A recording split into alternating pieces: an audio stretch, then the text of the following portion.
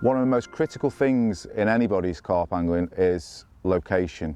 Now under that location banner we'll talk about watercraft. Now watercraft unfortunately is something that does come with years and years of experience on the bank of getting situations wrong, reading situations wrong, but certainly in the winter your watercraft will come into its own. Now what I will look for in situations in the winter is if you've got a really cold, predominantly northeasterly wind, probably the place you don't want to be is right on the end of it, you know. So if you don't want to be on the end of it, it feels noticeably cooler, you really want to be on the back of it. Now, if you flip that over into the spring or the summer where you've got a warm southwesterly wind, there's a very good chance that those fish will be on you. Now, it's all about reading even the situations in the summer, you know, because if the wind is stale, if it's a few days old, the fish will just get bored and move off and go on the back of it. So I tend to travel very, very light. Now, I actually changed the way I fished a few years ago, and I used to take a lot of gear. I used to sit in a very, very open water swim where fish could approach me from different angles,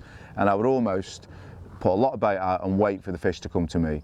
I then moved on to another lake where that just wasn't the way to go. It was quite a small lake, the anglers were really switched on, so you had to scale your gear down. So I got home, scaled everything out in the garden and took out all the things that I didn't use. And ever since then, I fish under an umbrella for predominantly 99% of the year.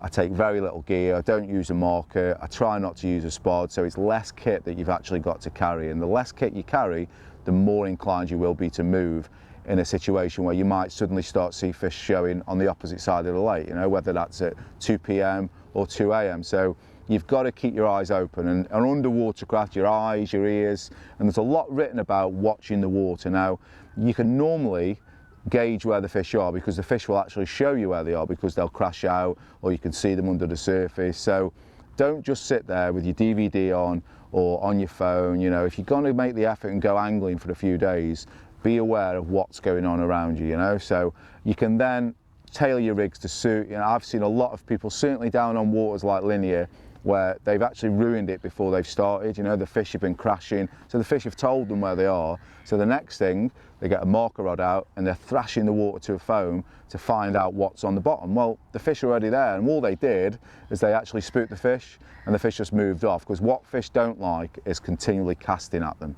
You know, they'll tolerate with a couple of rigs, a couple of single baits or a couple of chod rigs, flicked at them, that's enough. You know, the fish are there. If the fish then move, if the situation arises, put your gear on the barra and move with them.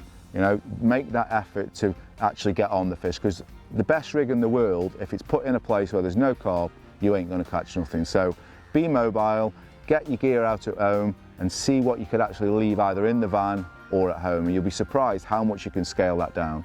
Be mobile, get on the fish, and you're halfway to catching.